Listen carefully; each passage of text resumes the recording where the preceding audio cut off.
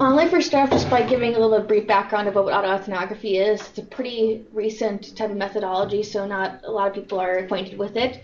As I said, it's an emerging qualitative method, and it's a systematic analysis of personal experience in order to understand larger social contexts.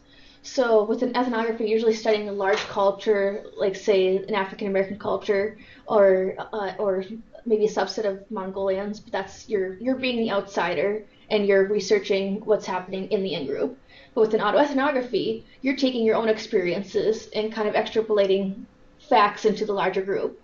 And it's been used in the research process to help the academic community kind of promote social justice causes and kind of incite further discussion or development about our communities at large to act. This is a really good quote. This was the best description for me. Was autoethnographers must not only use their methodological tools and research literature to analyze experience, but also must consider ways others may experience similar epiphanies. They must use those personal experiences to illustrate facets of culture experience, and in doing so, make characteristics of a culture familiar for insiders and outsiders. So it helps a way to see have the reader see themselves in the material, but also in the culture as well. And to accomplish this might require comparing and contrasting not only the personal experience, but also you're using heavy in-depth research. It's not just a biographical or autobiographical, easy kind of fluid paper. There's really concrete academic grounding in there. You have to be doing interviews, getting cultural artifacts, writing logs. It's a pretty time-intensive activity. And then the methods that I utilized within this work were my own personal experiences. I grew up in a home of domestic violence, so I utilized my childhood memories. And then the literature reviews, the research studies and testings, and I used a very interdisciplinary field. I used criminology, public health papers, sociology, predominantly neurology and neuroscience papers as well. And then you have to also look at the historical development of theories within your field. And then I wrote this predominantly through Paul Ekman's universality theory, the idea that all of our facial expressions are all universal. If I go to, say, Nepal, or if I go to Cuba, their way of showing happiness is the same as if I show happiness, a smile. And then using the pro-biological theory, the idea that domestic violence has biological underpinnings. People are born towards a predisposition towards violence. And so, of course, we get to the amygdala. The amygdala rests deeply in the temporal lobes of the brain cavity. As you can see there, it's all listed up. And it says it's connected to the lateral ventricles via a structural sac called the uncus, and it's really, really tiny, so you can't see it very well. But the functions of the amygdala are the emotional perception, so how you perceive someone's mood or their nonverbal cues, your emotional behavior, whether you're able to provide facial expressions as well, but also being able to monitor your emotional regulation, and of course also arousal and reactivity. And as the hub which allows us to cognitively grasp and engage with the real world by interpreting sensory and nonverbal cues. Now this, what I did for the first portion of my paper was just to go through the biological theories and how domestic violence and facial recognition is reacted with neurology and biological components such as hormone secretion and where exactly in the lobes they're located. And so we can see the neurological effectors to cause an individual to be more prone to domestic violence or inability to read facial expressions could be brain injury or disease. If someone has a structural abnormality, that may make it impossible for them to decipher messages, or their synapses may not respond effectively. Also toxins. A major portion of studies were involved in utero, showing that children who had progressive toxin use were more prone in early childhood towards aggression, and then in turn that went on towards adulthood. And then also high amounts of testosterone, cortisol, serotonin, and then you can just see like mental illness disorders. But then what I thought was so interesting was the biological, that they were able to measure people's predisposition towards domestic violence based on sweat and salivary glands, but as well as their cardiac levels. Men who had lower cardiac responses during stress were more prone to antisocial personalities, which then made them more prone to aggression, in a general sense, not just when it came to intimate partner violence. Why is the ability to read facial expressions so important? One is required in order to connect with another human being, as nonverbals are necessary to progress conversations effectively and create intimacy and trust. It's also needed during our flight and fight responses. If we can't tell that someone around us is afraid, we won't react effectively and flee danger. Facial expressions are signals used to stop fights or prevent violence by acting out of fear, or can be draw a predator by distraction. From my experience as growing up in a domestically violent household, my father, I never realized this until I was doing the studies, is how hard it was for him to read facial expressions, how much he misinterpreted during my parents' arguments. He was misreading my mother's responses of fear as her showing disgust or anger towards him, and that would set him off, and it would continue the violent behaviors. My father, he even told me one time when he was growing up, he hit his head really hard, and he just remembers that he wasn't the same after it. He was constantly depressed, and he didn't know how to control himself.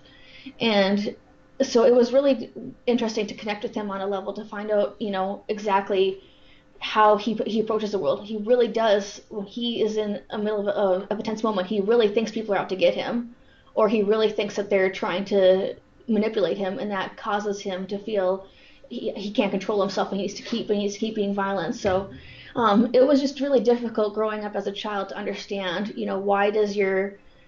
why is daddy doing this to mommy? Why is mommy on the floor cowering? Why can't I go to school today? Because my father and mother had a scream match for 9 hours straight, and I didn't get to sleep. You have all these questions about whether it's your fault or whose fault is it, why can't it get fixed?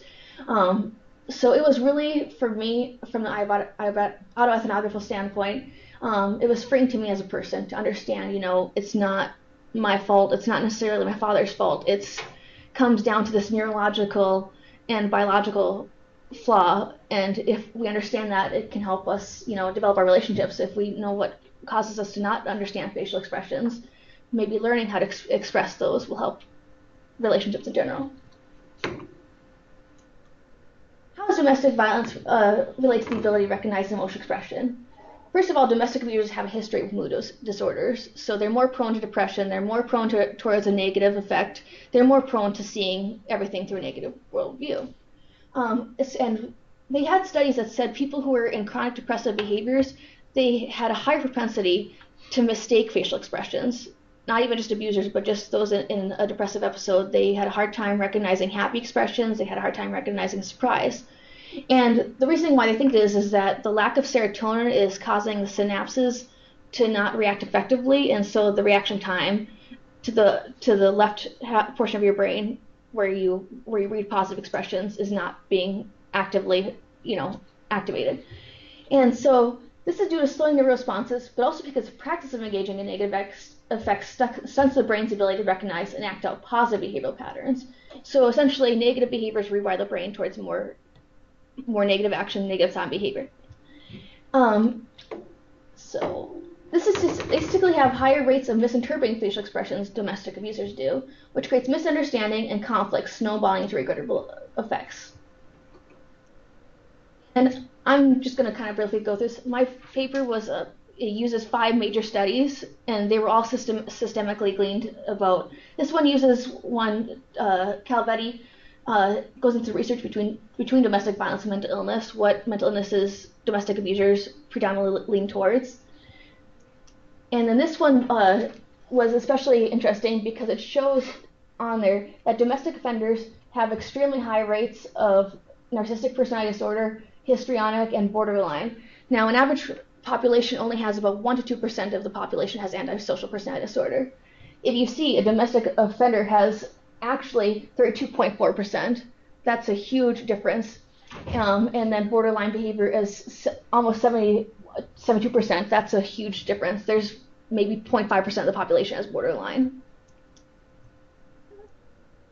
And then this one was actually about domestic offenders and their inability to read their partner's faces, so it was specifically based on the marital context. And this came to the same conclusion that the other studies did, and I did as well, is that domestic offenders certainly have a substantial amount of increased inability to read facial expressions. I mean, it's just uncanny. When they were given different photos of their partner's faces, they couldn't read out 3 out of 5 expressions. And sure enough, they were all the negative expressions. They couldn't read their anger, they couldn't read their disgust or their sad face. They assumed their partner was happy. And then this one was based in Japan on an actual brain injured individual, and one who had, injury in both sides of the brain, and then one who had injury only on one side. And they found those who had injury on the right hemisphere were more prone to violence. And then this just kind of summarizes where the deficits of emotional understanding in domestic abusers is. And then this just goes through the rest of the research. I had something like 34 studies that I used through, so it's the minor stuff. And then it just goes through the basic social theories, the couple and family, that abuse starts in the family, and then social structure abuse happens, aggressive behavior is because of our social hierarchy and that men are led to be more violent individuals. And then social learning is just, is that there's a possibility of treatment and that it's based on just learning, people abuse because they learn how to abuse. But then, I guess where the conclusion rests is, where does that leave us for treatment options? If domestic abuse is a biological problem, where do the social sciences fit in? And I would certainly say, given all of the research, what it shows is, there's definitely a voice for social sciences. It's not something that is just we have to leave it be there. What we need to be doing is to be more proactive about testing, possibly even in early education, giving psychological exams and seeing who is more predisposed and prone. And then if we notice that someone is possibly going to be violent, especially in the intimate partner way, what we need to be doing is having education classes to teach facial expression recognition so they can and relationship skills so that they can learn how to modify their behaviors. And so that's basically it.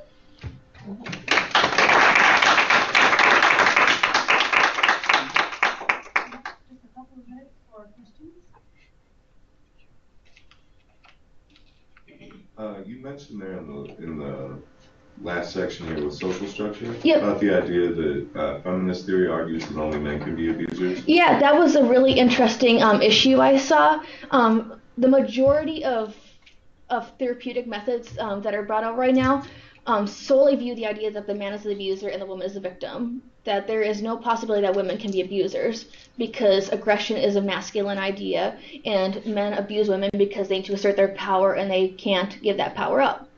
This is problematic though because now we're seeing more and more research that not only are there gay men that are abusers, there's domestic violence in gay relationships, but also what does that do with lesbian relationships? I mean, it's offensive to tell a woman that she's being violent to her partner because she's masculine or she's the male in the relationship. And so those kind of ideas of how we view our gender are changing how we view violence. Is violence a masculine idea?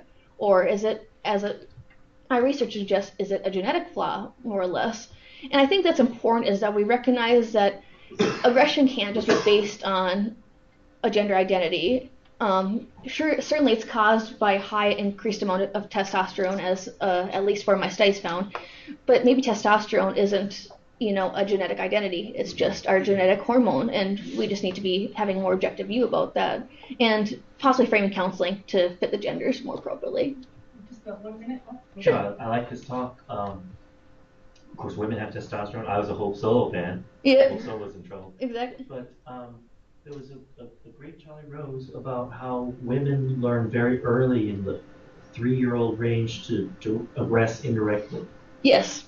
So I wonder whether, and it's related to amygdala size, I wonder whether there's a comment with respect, whether there's studies of direct aggression and indirect aggression. Yeah, they did. They actually said a lot of the partner abusers, their amygdala, either the connecting tissue wasn't developed well enough, or they had a smaller amygdala, so they weren't able to effectively regulate the processes as well. And interestingly enough, the amygdala manages both how we control our aggression levels and the hormone secretions, but also our facial ability recognition. And so it shows that there's dysfunction in both cognitive abilities. And so that's possibly what could have been causing it, is that those girls didn't know how to communicate effectively, but they also didn't know how to control their emotions effectively. I'm sorry to cut this off, such an interesting conversation. Unfortunately, we're right at 10:15. Sure. So any further questions, I'm sure she'll be happy to speak to you afterwards. Maybe another round of applause.